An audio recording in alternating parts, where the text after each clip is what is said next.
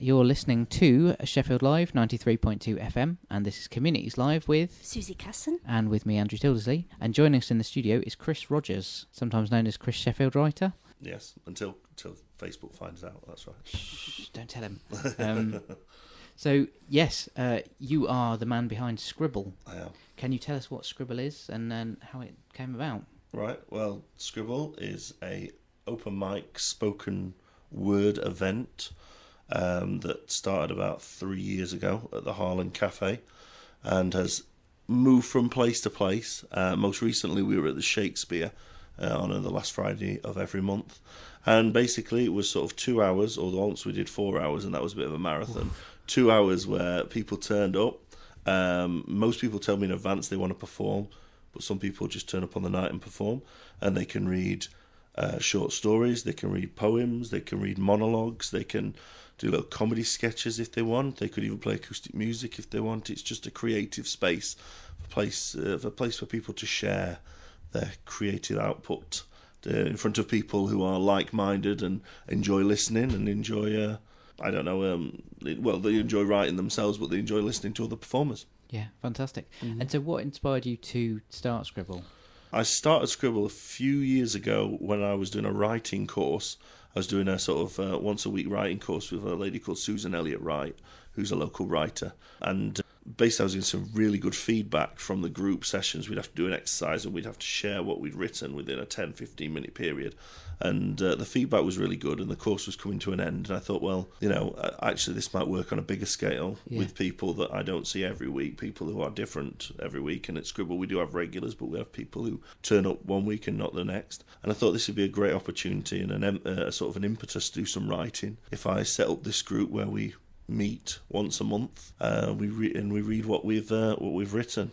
And it was originally supposed to be this idea that people turn up with stories about Sheffield, and people might just turn up with stories that they kind of make up on the spot, or things they've heard on the bus or whatever, or you could write them down. But it's turned into people who are sort of serious, some serious hobbyists, some sort of serious writers who write their short stories, their poems, and come along and share them. Yeah, fantastic. And so that course, was that your first foray into writing, or do you have a long background as being a writer? I have a long background of being a garden shed writer, yes. So sat around trying to write and trying to push myself into writing. It's something I've wanted to do since I was a boy, I suppose. I got a lot of good feedback in my English lessons for my writing, but I also liked the teachers who would go off on these big long stories, tell us all about, like Mr. Davenport, our old music teacher, used to tell us about playing fiddles in gypsy encampments and things like that. And I used to like to sort of that oral tradition, I suppose, that oral storytelling.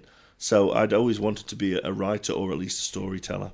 And when I saw the course being advertised, I thought, well, just go for it. It might actually get me writing more than I was, because I liked the idea of being a writer more than being a writer at that time. Mm-hmm. So I probably didn't write as much as I should. And you needed that impetus to give you something to write for. Definitely. So I guess, is that a big part of why you set up Scribble, so that you can provide that impetus for other writers as That's well? right. In fact, I've had writers who have been regulars at Scribble who have said that it's really helped them. There was a regular who's moved now to Winchester, but Nick, who used to come to Scribble every single month, he actually developed two sort of monologue one-man shows out of what he wrote at Scribble. And I got a very nice email from him saying basically if Scribble hadn't have been there, he hadn't been forced to write these monologues every month, then he would never have had the one-man show. So, wow. So that's really, helped others to sort of focus their mind a little bit. Yeah, and have you found your own writing developing?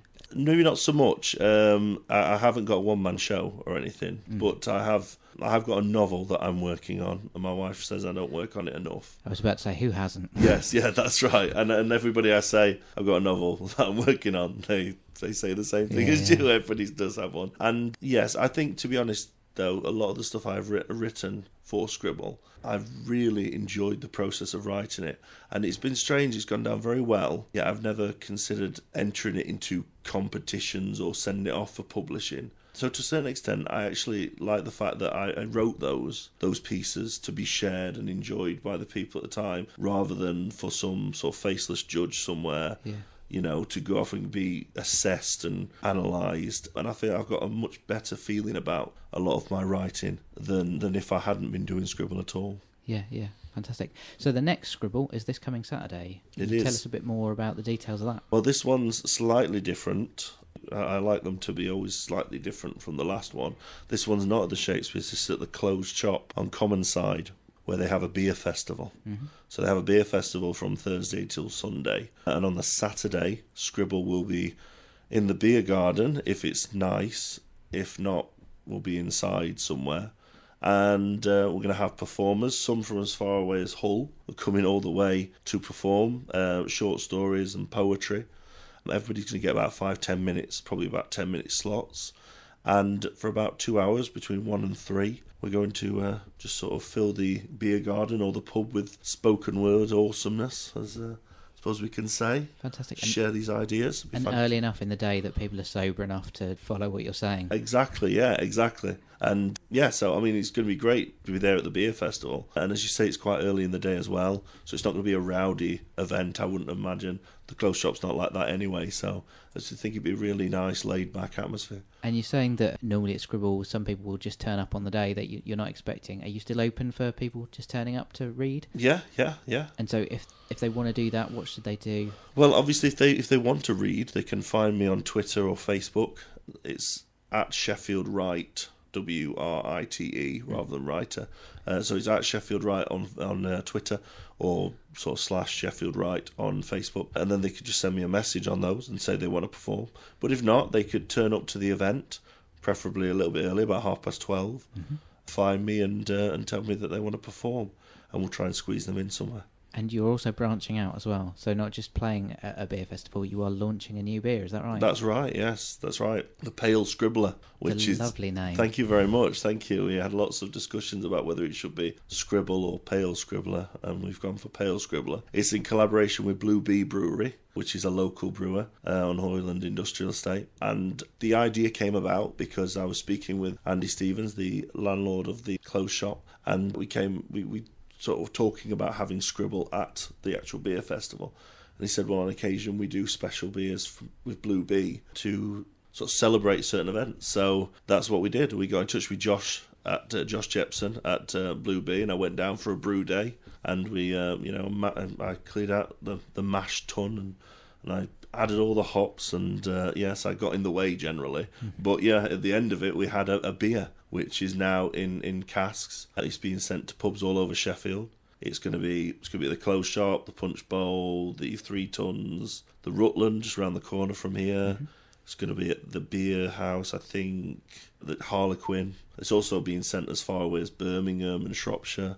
Wow. So it's going to be all over the place. That is exciting. Yeah. Fantastic. So if people, for any reason, can't make it on Saturday, are there more Scribbles coming up in the future? And where? Yes, there will be. Well, where's the question? Obviously, because we have been doing it at the Shakespeare. We might continue at the Shakespeare, but I have to sort of talk to them first because they don't know whether we're coming back or not. Yeah. The best thing to do to find out about future Scribbles would be to go onto my Facebook page, like the Facebook page, and all the updates will be on there, or follow me on Twitter. But if there will be when there will be a future Scribble, I should say, it will be at the end of next month, somewhere around sort of a Thursday or a Friday. But unfortunately, details to be confirmed. Excellent. And on the subject of events, I first saw you at Verse Matters reading there. Yeah. There seems to be a real proliferation. There's a lot of spoken word, poetry, reading type events in Sheffield. Why do you think it is such a creative city for writing? I'm not sure, actually. I think it's it's a very creative city anyway. There's lots of people into various crafts or painting or sort of digital media and music, and I'm not sure. I'm not really. It's very strange how a city that builds some of its reputation on sort of manual labour and steel industry have so many creative people. I'd like to think it's because of the beautiful landscape attracts the sort of people who like looking out over valleys and wandering around moorland.